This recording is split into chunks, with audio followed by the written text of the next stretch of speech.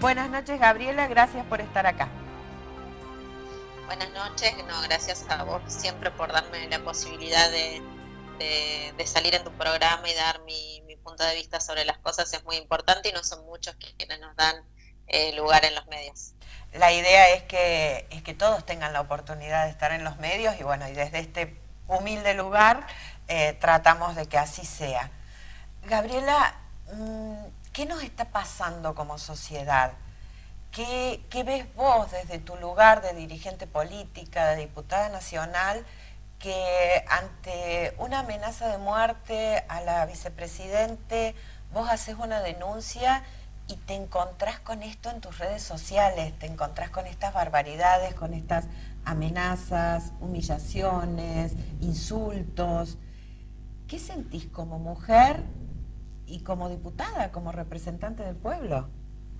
Un personaje muy particular, un influencer de Córdoba, viene realizando cotidianamente monólogos, por decirlo de alguna manera, fomentando el odio y particularmente fomentando el odio por razones de género y por cuestiones políticas. A partir de eso, un día de sesión donde se discutía lo que tiene que ver con el reordenamiento de la justicia en el Senado, hizo una serie de posteos en Twitter donde amenazó de muerte a la vicepresidenta de la Nación, presidenta del Senado. A mí me pareció gravísimo cuando lo vi y realicé una denuncia al respecto de esto. Bueno, la semana pasada, a partir de la investigación que tiene que ver con esta denuncia, le hicieron un allanamiento, él se resistió y lo llevaron detenido por resistencia a la autoridad, no por la denuncia, sino por cómo se había comportado él cuando le realizaron el allanamiento. Bueno, hicieron una serie de manifestaciones en sus redes al respecto de que la responsable de lo que estaba sucediendo era yo y que me hicieran saber su descontento, bueno, que publicaron mis redes y demás. Bueno, a partir de eso tuve una catarata de insultos, de agresiones que iban subiendo de tono a la medida que iban pasando las horas y que terminaron en amenazas de muerte, en amenazas de violaciones grupales, bueno, cosas realmente muy serias, ¿no? Metiéndose con mi familia incluso. Y yo decidí, como lo había decidido en ese momento cuando puse la denuncia al respecto de las amenazas a Cristina, que había que denunciar y hay que poner un freno. Por Pues yo soy una supuesto. militante feminista y soy una militante política. Y creo que parte de la responsabilidad que tenemos desde nuestros lugares de representación es empezar primero a visibilizar las violencias que padecemos, las mujeres y las disidencias en términos generales, y mucho más las mujeres que estamos en política en términos de la exposición pública que tenemos, visibilizarlas, porque visibilizar es poner en discusión, poner en cuestionamiento este tipo de conductas. Y también es una respuesta política, ¿no? De hacia dónde no queremos avanzar como sociedad y cuáles son los límites que debemos poner. Por supuesto, Bueno, porque además, a partir discúlpame que te interrumpa, además esto de no le lleves el apunte, no es un loquito, no, porque desde algún lugar como sociedad naturalizamos esto si no le llevamos el apunte. Y eso no mira, puede suceder. absolutamente lo primero que pensé es en eso, en que es algo que no se puede naturalizar, que hay que empezar a discutir cómo se trabaja en poner límites al tema de los discursos de odio por lo que generan y por las reacciones que puede llevar adelante alguien que no interpreta bien o que a lo mejor entiende que eso tiene que tomárselo como una causa. Digo, la semana pasada en el Congreso de la Nación, la semana anterior, tuvimos una serie de manifestantes que fueron con cortafierros, con masas, con cuchillos a intentar romper el ingreso del Congreso para entrar a agredir a los diputados. Me parece que es muy serio, que es muy serio lo que se está intentando promover en términos de discurso de odio, en términos de promoción de la violencia, y que hay que visibilizarlo, hay que discutirlo, nos lo tenemos que replantear como sociedad, por más de que sea un grupo minoritario, es un grupo que puede ser muy dañino y que llega fundamentalmente a los jóvenes, y esa es la principal preocupación que tenemos. Y además, la violencia por cuestiones de género nunca debe tomarse livianamente. En Argentina, cada 30 horas una mujer es víctima de un femicidio. Entonces tenemos que dejar las cosas muy claras. Creo que el repudio generalizado hacia la violencia que recibimos también marca la gran adhesión que tiene el hecho de empezar a plantear límites claros a este tipo de conductas. Creo que hay que empezar a discutirlos en los ámbitos de representación, porque tenemos que pensar en cómo legislar para que sí se puedan discutir las ideas, las diferencias políticas, incluso con vehemencia, pero no con violencia. Sí, yo tengo una visión bastante particular con respecto a esto, y lo hablábamos un segundo fuera de cámara recién, con respecto a los medios. La verdad que yo no veo que los medios estén tratando de calmar un poco esto, de visibilizarlo de manera seria. Yo veo grandes comunicadores con mucho rating que desde algún lugar atizan el fuego para que esto vaya increyendo. Bueno, un poco lo hablamos un poquito antes de salir ahora bueno, en el vivo. Sí. La realidad es que también hay que pensar en la responsabilidad que tienen los comunicadores, ¿no? La denuncia a esta persona tiene que ver fundamentalmente porque él se asume como comunicador y tiene una página que marca influencia. Entonces, a partir de eso y a partir de la responsabilidad que debe tener, creo que la justicia debe actuar. Y creo que esto tiene que empezar a operar también contra quienes, al respecto de quienes incitan a través de sus lugares de generación de contenido, de generación de opinión pública, discursos que propenden a la violencia, ¿no? Hay que tener mucho cuidado cuando alguien tiene un lugar de responsabilidad, qué es lo que intenta transmitirle a la gente, porque la verdad es que puede generar situaciones verdaderamente muy críticas. Ya de hecho estamos viviendo una situación difícil, la gente le está pasando muy mal, está en una situación emocional muy complicada. Si vos encima lo que estás transmitiéndole son discursos que incentivan la bronca, el odio y la violencia, la verdad que lo que puede suceder es muy complicado. Entonces, a partir de esto, entendemos que hay que empezar a ver cómo se hace cómo se legisla, qué tipo de legislación podemos llevar adelante para que esto no se siga sucediendo y para que cada una de nosotras asumamos la responsabilidad que tenemos. Si sos comunicador social, tenés una responsabilidad. Si estás en un lugar de representación, tenés una responsabilidad. Y esa responsabilidad conlleva determinadas cuestiones que tienen que ver con qué discursos estás desarrollando, hacia quiénes te estás dirigiendo, cuáles son las consecuencias de esos discursos, para que esto no siga sucediendo y para que podamos garantizar una vida en democracia donde se puedan discutir las ideas y que esto jamás lleve a una situación de violencia, porque la verdad que en la historia reciente de nuestro país tenemos escritas páginas muy oscuras a partir de los discursos de violencia política que se fueron generando y cómo eso impactó en la sociedad. Gabriela, esta pregunta es no a la dirigente, es muy difícil escindirse, ¿no? Pero bueno, sino a la mujer, a la mamá. ¿Tuviste miedo? Estuve muy preocupada, la verdad. Me preocupó mucho porque eran amenazas muy directas. Sí, además el calibre de las amenazas, porque era, la verdad que uno las lee y te choca, te pega mal, así cómo alguien puede escribir esto, cómo alguien puede desear esto o decir que le va a hacer esto a una mujer, a una persona, no una mujer, un hombre, pero la verdad que por eso desde ese lugar te lo pregunto, ¿tuviste miedo? Sí, me impactó mucho porque, a ver, soy una militante feminista y estoy formada puntualmente en violencias por cuestiones de género, y la verdad que sé que todo lo que me decían era algo que se hace, digo, Claro. que la violencia machista lo lleva adelante, ¿no? Y que tenía que ver con un discurso de dominación y machista y patriarcal y que perfectamente podían intentar hacérmelo, y me preocupó y por eso hice la denuncia. Y preocupó mucho a toda mi familia también, ¿no? Y a las personas que trabajan conmigo y a las personas que militan conmigo. Creo que hay que tener mucho cuidado y hay que empezar a repudiar públicamente este tipo de cosas, porque también lo que pasaba es que se festejaban entre ellos, ¿no? Que Sí. ponían esas cosas y a ver quién era más violento, y eso los hacía como de alguna manera quedar mejor dentro de sus pares, y la verdad que se potenciaban entre ellos. Claro, y generar un límite claro, y que ese límite sea acompañado por muchos más argentinos y argentinas que los que escribieron agrediendo, me parece que es muy importante. Te saco del tema, aunque es bastante difícil.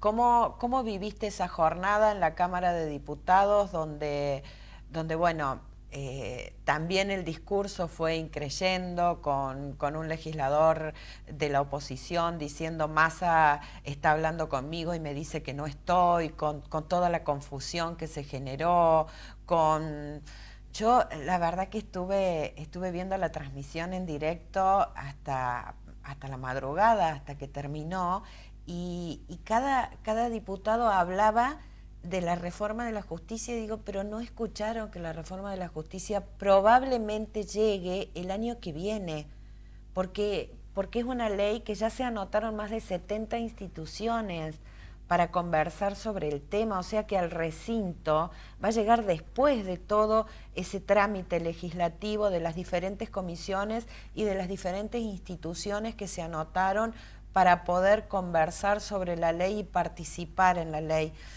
Y estábamos hablando estaban hablando de un sector extremadamente castigado por la pandemia, como es el turístico, y nadie hablaba de ese proyecto. Todo el mundo hablaba de un proyecto que no llegó a diputados y que el día que llegue va a tener que primero sortear un montón de reuniones, un montón de tiempo, hasta llegar a la discusión en el recinto. ¿Qué sentiste? Mira, muchas cosas. Primero, la cantidad de horas en las que se estuvo en labor parlamentaria y que eso fue dilatando el inicio de la sesión. Se dilató más de 6 horas el inicio de la sesión, con gente que estaba esperando que esa sesión se llevara adelante para llevarle soluciones concretas, ¿no? Por ejemplo, el sector turístico, claro, que es un sector de los más golpeados por esta pandemia, que nosotros teníamos la responsabilidad de dar la sanción completa a la ley que traía un paquete de respuestas y medidas concretas, y que eso no se podía discutir básicamente porque no tenían voluntad de discutirlo, ¿no? Porque no querían que se llevara adelante esa sesión, porque no quieren que funcione el Congreso. Y la excusa era lo de la reforma judicial, que ni siquiera es una reforma, es un reordenamiento y es una descentralización, pero bueno, ellos ponían esa excusa, y además mintiendo, todo el tiempo mintiendo, diciendo que eso en realidad era para poner en discusión de la agenda parlamentaria cosas que ni siquiera estaban en situación de ponerse en agenda parlamentaria. Estaban hablando de proyectos que ni siquiera todavía pasaron por las comisiones. Entonces, en realidad lo que querían era generar una cortina de humo para poder suspender la actividad parlamentaria. Simplemente se trataba de eso, y aparte con un grado de irresponsabilidad muy grande, porque en realidad la mayoría de los diputados y diputadas que viajaron desde diferentes provincias donde tienen mucho menor circulación comunitaria del virus, al viajar corrían el riesgo de infectarse, de traerlo de vuelta a sus provincias, con lo que todo eso significa, contagiar a otra gente, generar focos de contagio. A partir de eso también hubo varios diputados que se contagiaron, sí, todos en una edad avanzada, que son personas de alto riesgo. Hacían también que los trabajadores del Congreso tuviesen que estar ahí, poniéndolos en riesgo ellos también. Me pareció muy irresponsable, me pareció además que era no solo irresponsable, sino que simplemente lo hacían para que no funcionara una de las instituciones fundamentales de la democracia, que es el Congreso de la Nación, y además donde están los representantes del pueblo, que somos los diputados y diputadas, poniendo cualquier tipo de excusa, faltando a la realidad y además agrediendo haciendo mucho. Y del otro lado estaba la gente esperando una respuesta. Digo, totalmente repudiable lo que sucedió. 7 horas después de sesión sin sesionar, solamente para agraviarse, para insultar, digo, una barbaridad. Yo me sentí verdaderamente muy decepcionada, porque además nosotros, comparativamente con el resto de la sociedad, somos unos privilegiados, entonces no podemos además sumarle a ese privilegio que tenemos, porque nosotros cobramos todos los meses, cobramos un buen sueldo, a nosotros no nos falta para comer, no podemos de ninguna manera suspender las actividades del Congreso para llevarle respuestas a la gente, que la gente sí depende de que nosotros sesionemos para poder darle solución y continuidad a su trabajo. Gabriela, ahora se pusieron de acuerdo en función de cómo debe funcionar, valga la redundancia, el Congreso con este nuevo protocolo, porque la excusa de ellos era que el protocolo estaba vencido, que por eso entonces se presentaban esto de las formas. Cuando lograron ponerse de acuerdo para decir, bueno, vamos a funcionar de esta forma, para que no vuelva a existir esto, sí, porque si no, dentro de 2 semanas tenemos lo mismo. Sí, porque además desde el primer momento hubo voluntad política por parte del presidente de la Cámara y también de nuestro presidente de bloque y del resto de los bloques parlamentarios de llevar adelante esta discusión. Así que después de la innumerable cantidad de horas de sesión para discutir la nada misma, hasta que finalmente en 4 horas pudimos resolver y aprobar las leyes que la gente estaba esperando, se realizaron reuniones parlamentarias dentro de las cuales pudieron resolver y pudieron llegar a un acuerdo. Ahí te da la pauta que en realidad lo que querían era obstaculizar el desarrollo de la discusión parlamentaria. En realidad no tenían voluntad de discutir absolutamente nada, contrario a lo que decían ahí. Si después en 24 horas lo podés resolver, en realidad se queda muy expuesto de que el objetivo que tenían era suspender esa sesión, embarrar la cancha y generar conflicto. Se viene el presupuesto ahora. La verdad que debe ser uno de los presupuestos más difíciles de la historia, porque esta pandemia nos ha llevado a que es muy difícil hoy poder proyectar. A pesar de todas las medidas, sobre todo con este cansancio que hay en la gente, y me hago cargo de lo que digo, con esta especie de inconsciencia, ¿no? Hay un estudio neurológico donde explica los pasos que la mente va haciendo y uno le termina perdiendo el miedo. Bueno, tratemos de que no, porque eso nos lleva a la cantidad de infectados que tenemos ahora y a que nunca vamos a saber cuándo va a estar el pico, porque si seguimos así, esto no termina más. Entonces, ¿cómo ves hoy el tratamiento del presupuesto ante esta realidad? Mira, varias cosas. El presupuesto va a ser un presupuesto pensando en la Argentina que queremos construir.